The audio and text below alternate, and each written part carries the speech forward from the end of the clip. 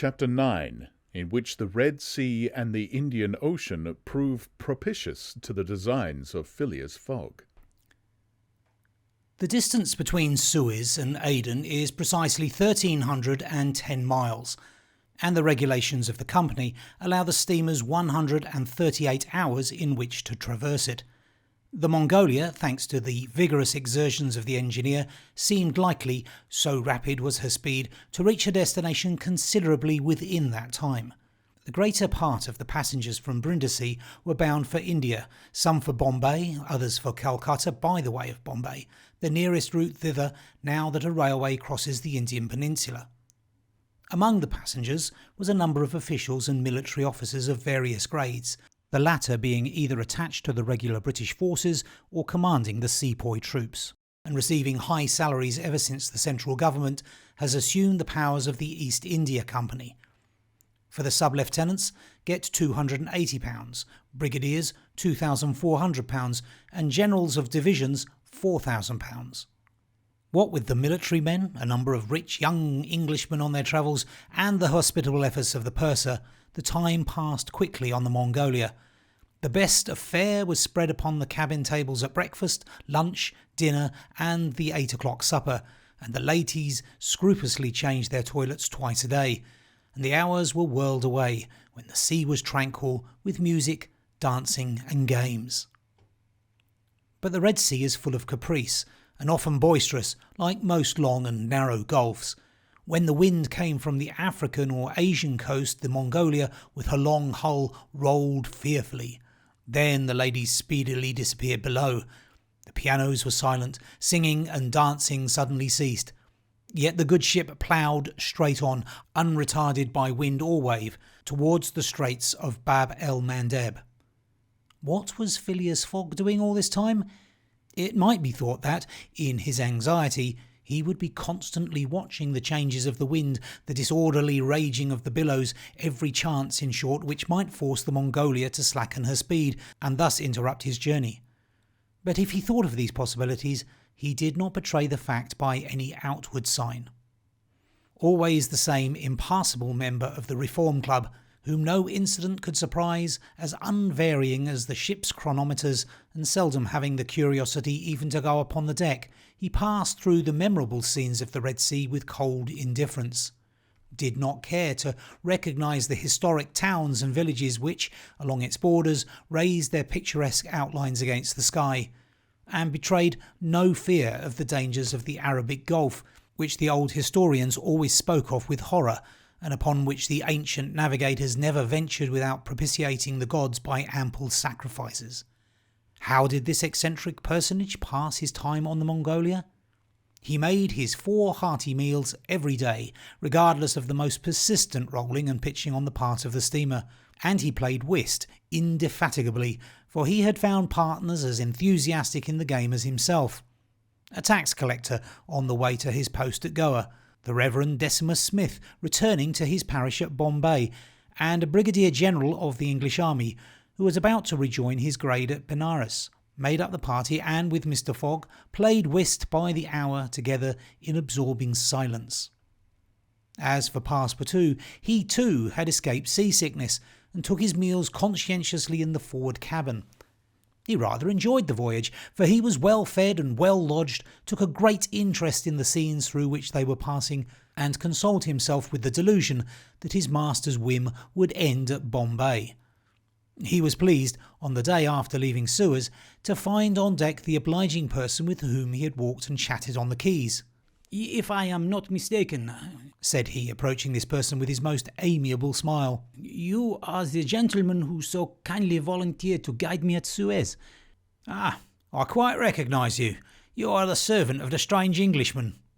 "Just so, monsieur. Fix." "Monsieur Fix," resumed Passepartout. "I am charmed to find you on board. Where are you bound?" "Like you, to Bombay." "Oh, that's capital. Have you made this trip before?" "Several times. I am one of the agents of the Peninsula Company." "Then you know India?" "Why, yes," replied Fix, who spoke cautiously. "A curious place, this India." "Oh, very curious. Mosques, minarets, temples, fakirs, pagodas, tigers, snakes, elephants. I hope you'll have ample time to see the sights. I hope so, Monsieur Fix.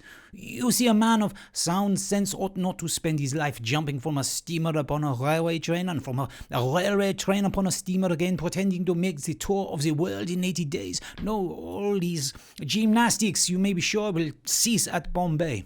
And Mr. Fogg is getting on well? Asked Fix in the most natural tone in the world.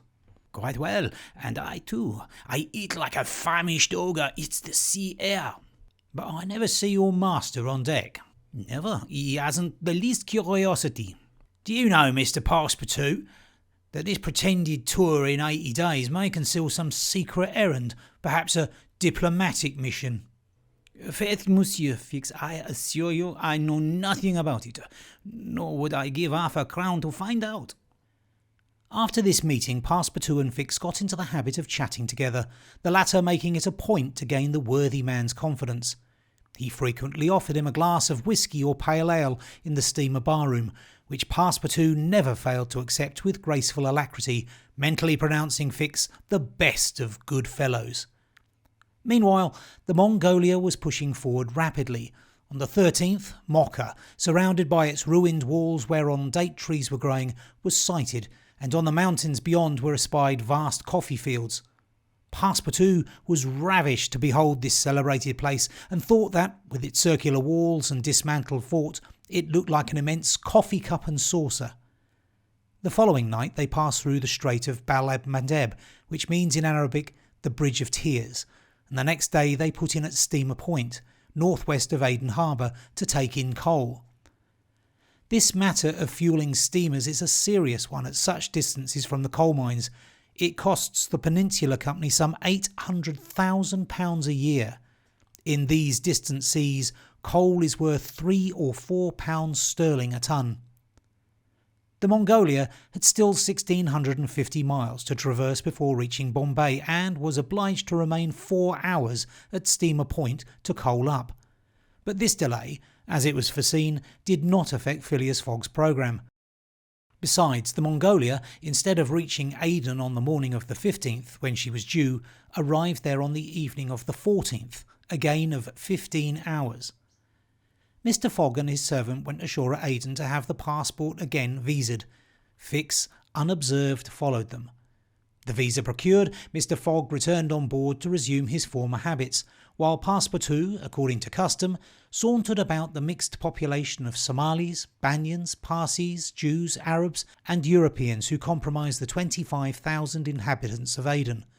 He gazed with wonder upon the fortifications which make this place the Gibraltar of the Indian Ocean, and the vast cisterns where the English engineers were still at work 2,000 years after the engineers of Solomon.